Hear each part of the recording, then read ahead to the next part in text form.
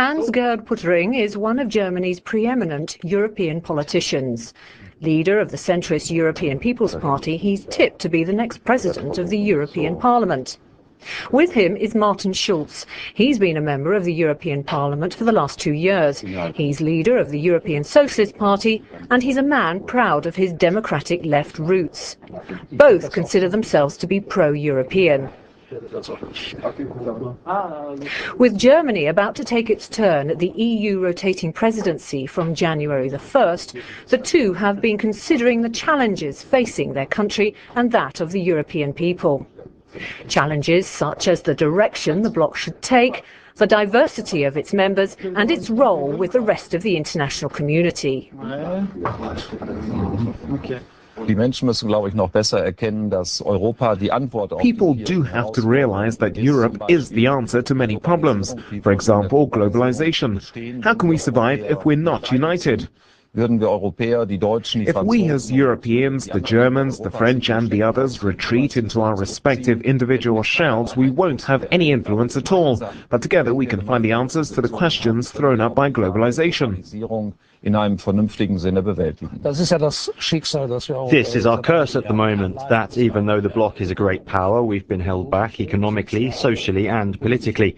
We're suffering from self-inflicted wounds, mainly because some of the bigger countries are too busy navel-gazing. They're only thinking about themselves. For instance, France's government is for now politically paralysed, and the situation of Great Britain's government is unclear. But Germany has a functioning government and should build on this during the EU presidency. And for that reason, it's important that the small countries work with the bigger ones. It's not right to have only the larger members making all the decisions on Europe's future. After all, the small and medium countries are in the majority, but we need a vision. Someone said Europe is the last real utopia, and I agree. We should strengthen and develop this concept during the German presidency. The visionaries are the true realists.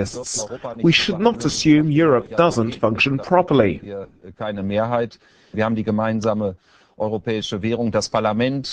have the single European currency. We have a parliament which back in 1979 had no power at all, but today is a significant player in the political world. So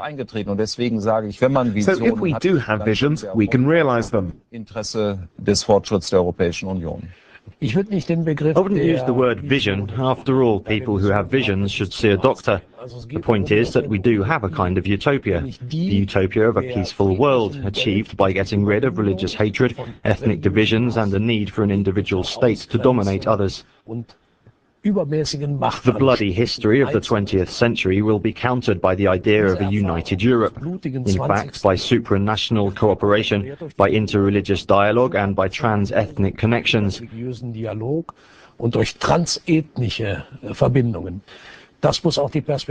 that should be the aim for all states. For example, Turkey. 98% of its population are Muslims, but if it wants to be admitted to the EU, it must guarantee religious freedom. Zum Beispiel auch die uneingeschränkte Garantie der Religionsfreiheit verwirklicht würde.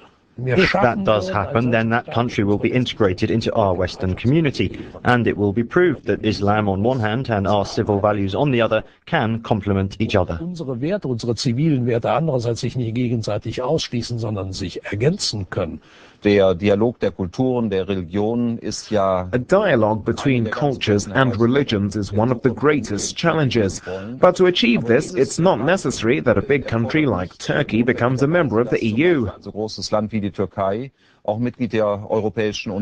Personally, I'd prefer to offer what one calls a privileged partnership with Turkey. Yeah, but you can't say to such a big, important state like Turkey, yes, come closer, but membership no way. I think this is unrealistic. Eventually Turkey will turn away from the EU, and that's a great risk. Deutlich größer, aber okay. Moving on from Turkey to the Middle East. The EU has an established track record in this region and is more trusted by other countries, including the Israelis, the Palestinians and the Lebanese.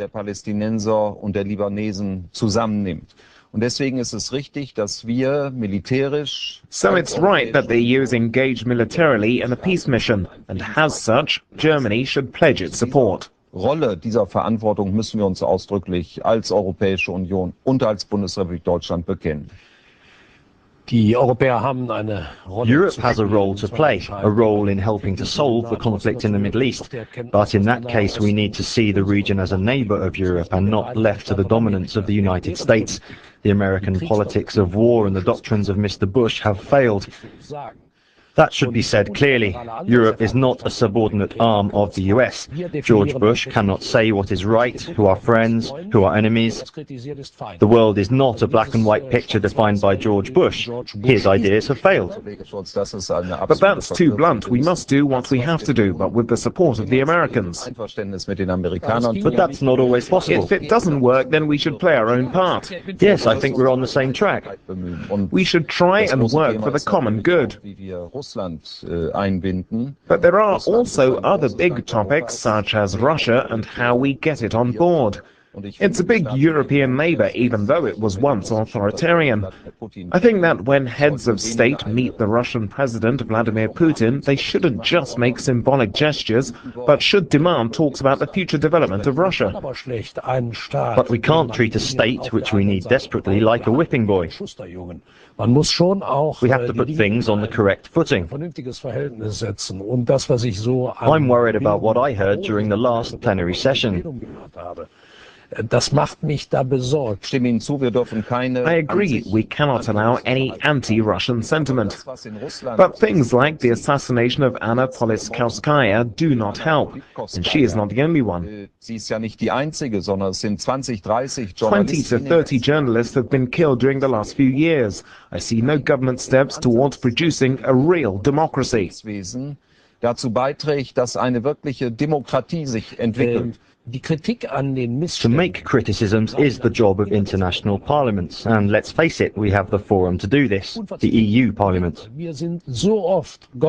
I will defend the European Parliament's right to condemn the lack of democracy and threats to democracy whenever and wherever they occur in the world. Chancen wahrnehmen muss, demokratische Missstände, egal wo in der Welt sie auftreten, anzuprangern. Our objective should be to achieve a strong, capable and democratic EU, one which solves its own internal conflicts and then can look to the outside world to serve and support international peace missions wherever the call and the need arises.